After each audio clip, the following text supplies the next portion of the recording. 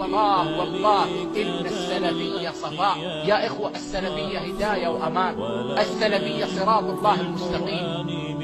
هداية والله أعظم هداية وأمان. أمان للإنسان وأمان لإخوة. সালাফি আকীদা তো সেই আকীদা যে আকীদা সালাফে সালেহিন লালন করতেন, ধারণ করতেন। সাহাবায়ে কেরাম, তাবেঈন, তাবেঈনরা যে আকীদা বিশ্বাস ধারণ করতেন সেটাই হলো কি সালাফি আকীদা। যে আকীদা কোরআন এবং সুন্নাহর উপর নির্ভরশীল, যে আকীদায় কোনো নিজস্ব যুক্তি বা কোনো দর্শন দিয়ে যে আকীদা প্রমাণিত নয়, যে আকীদা কোরআন এবং সুন্নাহ দ্বারা সরাসরি প্রমাণিত। প্রত্যেক মুমিনকেই আকীদার ক্ষেত্রে সবচেয়ে নিরাপদ হবে তার জন্য সালাফের আকীদাকে গ্রহণ করা। কারণ সালাফের আকীদার ব্যাপারে অন্তত এই ব্যাপারে কোনো সংশয়ের সুযোগ নাই যে তারা কোনো ভুল ভ্রান্তি করেছেন। কারণ সালাফে সালেহিন কোরআন এবং সুন্নাহকে, ইসলামী আকীদাকে যেভাবে বুঝেছেন সেই বুঝটাই একমাত্র সঠিক বুঝ। I respect the Salafis. I look amongst all these groups that are there, we have to agree the Ahle Hadith and the Salafis are the closest to the Quran and Sunnah. I'm proud to say that. সালাফি মানহাজ সম্পর্কে কিছু বলেন। সবচেয়ে একেবারে উত্তম safe zone একজন মানুষ সালাফ সালেহিনদের থেকে ইলম নেবে, এর যেতে উত্তম, এর যেতে সহজ, এর যেতে নিরাপদ কোন জোন পৃথিবীতে নাই। পৃথিবীতে কত মতবাদ আসছে, কত ধরনের পদ্ধতি আসছে, কিন্তু فرقة ناجية أهل السنة والجماعة ولا ينطبق هذا الوصف إلا على الفرقة السلفية الذين سلكوا منهاج رسول الله صلى الله عليه وسلم وأصحابه.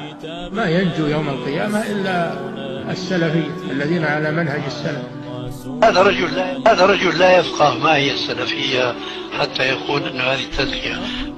السلفية هو الإسلام الصحيح. ভালো, তারা তাওহীদের ব্যাপারে, শিরকের বিরুদ্ধে, বেদাতের বিরুদ্ধে খুবই ভালো। একজন আহলে হাদিস আলেম যখন আলোচনা করেন 1 ঘন্টার ভিতরে অন্তত 40 মিনিট তিনি গঠনমূলক আলোচনা করেন। শিরকের বিরুদ্ধে বলেন, বেদাতের বিরুদ্ধে বলেন, বান্দা রকের কথা বলেন, হারাম হালালের কথা বলেন, আর 20 মিনিট হয়তো কিছু বিতর্কিত বিষয় বলে ঝগড়া বাজাইতেন। আর হানাফি আলেম যখন বলে তার 1 ঘন্টায় ঝগড়ার কথা বলে। ইল্লা মান রাহিমা রাব্বুহু, আল্লাহ মাফ করে রাগ করেন না আর কি।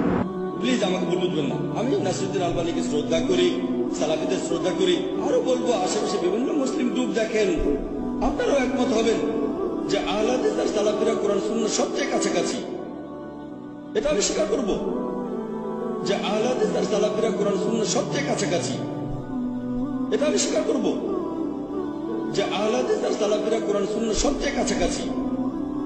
এটা আমি স্বীকার করব। অনেকে নিজেকে দাবি করতেছে সুন্নি, ও রাসূলের সুন্নাতের কোনো কাজই নেই। তুমি কি সুন্নি তাহলে? রাসূল যেভাবে ইবাদত করেছেন, তুমি যদি আশিকে রাসূল হও তাহলে পুঙ্খানুপুঙ্খ করে রাসূলের রেখে যাওয়া সুন্নাহ, এগুলোর সাথে তো আপোষ করা যাবে না। এগুলো সবচেয়ে বেশি মানতে হবে। সুন্নাহ সবচেয়ে বেশি ভায়োলেট করে যারা, এরা হয়ে যাচ্ছে সুন্নি। এটা ঠিক না। তো আহলুস সুন্নাহ নামটা ভালো, কিন্তু তাদের মধ্যে সুন্নাতে সবকিছু থাকতে হবে।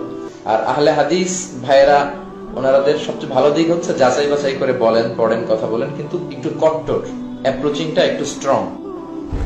আহলে হাদিস কি? এখন আমিন জোরে বললে কয় আহলে হাদিস, বুকে হাত বাঁধলে কয় আহলে হাদিস, তারপর রফল ইয়াদাইন করলে বলে আহলে হাদিস, পায়ে পায়ে মিলে দাঁড়ালে আহলে হাদিস। ঠিক না? আরে বাবা, আহলে হাদিস মানে কি বুঝো? আহলে হাদিস মানে হাদিস যিনি মানেন, হাদিস সম্পর্কে যিনি ভালো জানেন।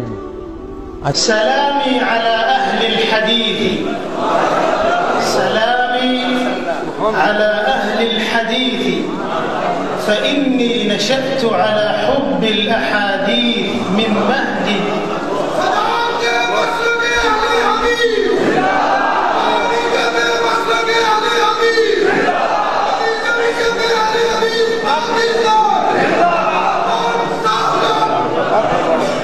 سلامي على أهل الحديث فإنني نشأت على حب الأحاديث من مهدي. هم نشروا في الكون سنة أحمد بلا صدر منهم فيها ولا ود.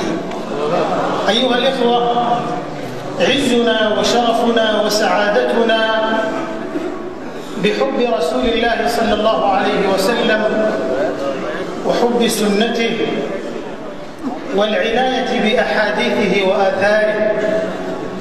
يقول الإمام أحمد رحمه الله عن الفرقة الناجية: إن لم يكونوا أهل الحديث فلا أدري من. যারা মুরিদদেরকে মুরিদ করে জান্নাতের পথ দেখানোর জন্য, অথচ কোরআন হাদিস শিক্ষা না দিয়া 300 তাসবিহ আর 500 তাসবিহ বাধ্যতামূলক করে দেয়। অদ্ভুত, আশ্চর্য আমাদের সমাজের নাজাতের ব্যবস্থাপনা। কথা বললে তো আমার আবার অনেক একদল এসে কইবে হুজুর আহলে হাদিস। কোরআনের কথা বললে যদি কোনো দাজ্জালে বলে আহলে হাদিস, ওইটা পথভ্রষ্ট মারাত্মক বড় শয়তান। ঠিক কিনা ভাই? আল্লাহ নবীর হাদিস ছাড়া কোনো কথা বলতেছি, মন গড়া কোনো কথা পেশ করেছি এই পর্যন্ত? যা বলেছি কোরআন আর হাদিস উল্লেখ করে করে বলেছি। এরপরেও কোনো শয়তান এসে যদি কয় হুজুরে খালি কোরআন হাদিসের কথা কয়, এটা আহলে হাদিস, বুঝবেন এটা কোরআন হাদিস বিরোধী শয়তান ছাড়া আর কিচ্ছু না। असल नाम मुस्लिम है, ये हमारा तारुफ है। भाई घोड़ों को पूजने वाला भी मुस्लिम है, कब्र को पूजने वाला भी मुस्लिम है, मंदिर में जाके ईद मिलाद मनाने वाला भी मुस्लिम है, क्रिसमस का केक काटने वाला भी चर्च में खड़ा होकर मुस्लिम है। हम कौन से मुस्लिम हैं? हम वो मुस्लिम हैं जो सिर्फ काल अल्लाह व काल रसूल को मानते हैं। हम वो मुस्लिम हैं, हमें अहलुस सुन्ना वल जमाअह भी कहा जाता है, अहलुल हदीस भी कहा जाता है। तो ये हमारा तारफी नाम है। अहले हदीस बनना लाजिम है, कहलवाना नहीं।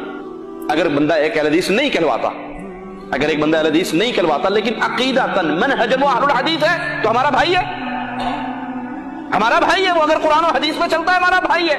लेकिन आज के इस पुरफितन दौर में अपने आप को अहले हदीस कहलवाइए, अपना तारुफ करवाइए कि हम वो नहीं है जो कब्रों का तवाफ करके अहले सुन्नत कहलवाते हैं। हम अहलुल हदीस है। हमारे एक हाथ में मोहम्मद सल्लल्लाहु अलैहि वसल्लम ने कुरान दिया है, दूसरे हाथ में हदीस दी है।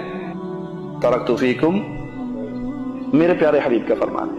तो अहले हदीस बनना लाजिम है और इन गुमराह फिरकों के दरमियान अपना तारुफ करवाना लाजिम है। अल्लाह हमें अमल की तौफीक अता फरमाए।